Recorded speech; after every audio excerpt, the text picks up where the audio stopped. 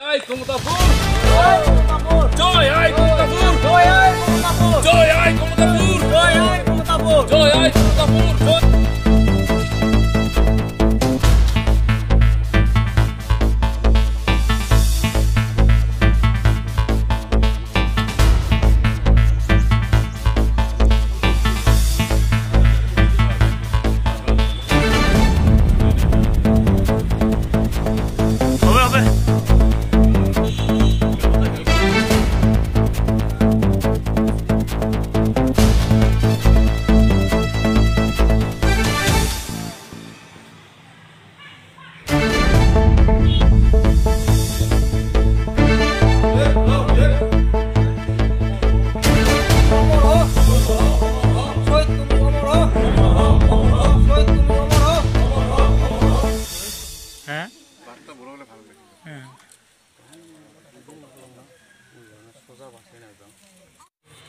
শহীদক মাল্যার্পণ করার জন্য আমার কেএসডিসির কেন্দ্রীয় সমিতির চিফ কোঅর্ডিনেটর স্যারক আমি অনুরোধ জানাব।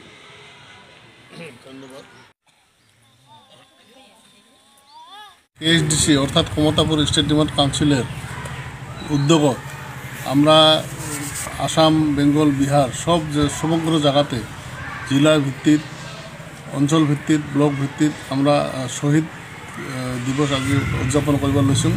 আজিৰ শহীদ দিবসত বিশেষ করে আমরা ক্ষমতাপুরবাসী রাইজে ক্ষমতাপুর আন্দোলনের কারণে ক্ষমতাপুর রাজ্য পুনরুদ্ধারের জন্য যেগুলো মানুষের শহীদ হয়েছিল, যেগুলো ব্যক্তি শহীদ হয়েছিল, উমার স্মরণ করার কারণে, উমাক আমার মনত করার কারণে উমার স্মৃতিত আজি শহীদ দিবস।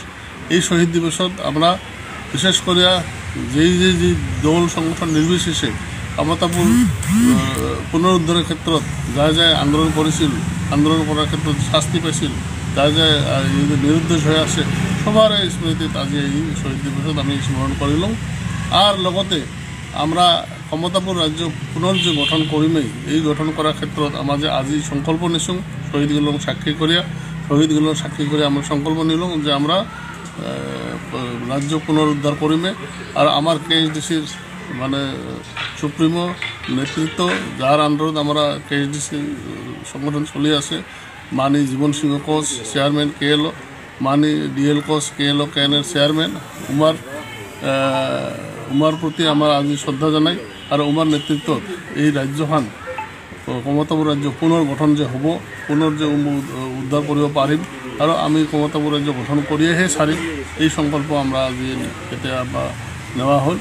আৰু রাইজক, সমগ্র রাইজক আজির এই শহীদ দিবসের জড়িয়ে ক্ষমতাপুরবাসী রাইজক আহ্বান জানান, সবাই আগে আইসো, সবাই ওলে আইসো, সবাই আমার আন্দোলনের লগত সহযোগ করো।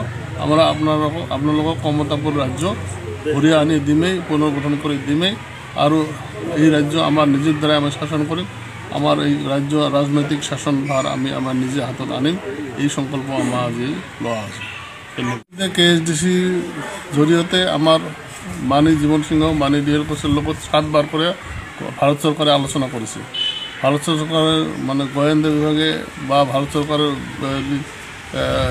গৃহমন্ত্রী অ্যাডভাইজারে এই 7 বার করে আলোচনা করছে। এই আলোচনাত ইতিমধ্যে সহারি পাওয়া হয়েছে যে আমার রাজ্য আমি গঠন করার ক্ষেত্রে তোমার সহমত আছে, তোমার আছে, মানে সদিচ্ছা আছে।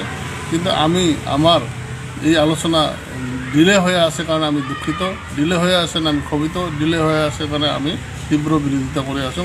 আরও আমি যদি তাড়াতাড়ি মানে আমার রাজ্য পুনর্গঠন করে না দেয়, ক্ষমতাপুর রাজ্য পুনর্গঠন করে না দেয়, তাহলে ভবিষ্যতে আমি বৃহৎ আন্দোলন করিম। আর এই আন্দোলনের ইতিমধ্যে আমি পরিকল্পনা করা হয়েছে, মাত্র আমি সময় সুযোগ মিলিয়ে আমি আমার আন্দোলনের কার্যসূচী আমি ডিক্লেয়ার করিম। ইতিমধ্যে আমি গণডেপুটেশন মানে বিভিন্ন তারিখত বিভিন্ন যেরকম কোচবিহার 9 তারিখ, তার আগতে 4 তারিখত আমরা গণডেপুটেশন দিছোঁ আসামত, তার কোচবিহারত 9 তারিখে গণডেপুটেশন দেওয়া হল। আরও এই ধরনের গণসমাবেশ, আরও মানে এর থেকে ডাঙর আন্দোলন, রেল রোকো, পথ রোকো আদি করে এই ধরনের আমি আন্দোলন ইতিমধ্যে আমি চিন্তা চর্চা করছাম, পরিকল্পনা করছাম। আর যদি ভবিষ্যতে মানে ভবিষ্যতে না যদি ভারত সরকারে ডিলে করে মানে ভারত সরকারের লেট করে ভারত সরকারে যদি আমার আলোচনা সম্পূর্ণ করা সম্মানসূচক আলোচনা করার ব্যর্থ হয় বা আলোচনা ডিলে করে তাহলে কিন্তু আমি এই আন্দোলন তীব্রতর করার কারণে আমি প্রস্তুত আছি। রাজনৈতিকভাবে সমাধান করুক, রাজনৈতিকভাবে আমার রাজ্য ঘুরি দেওয়ার ব্যবস্থা করুক, এই কথায় আমি আজি আপোনালোকৰ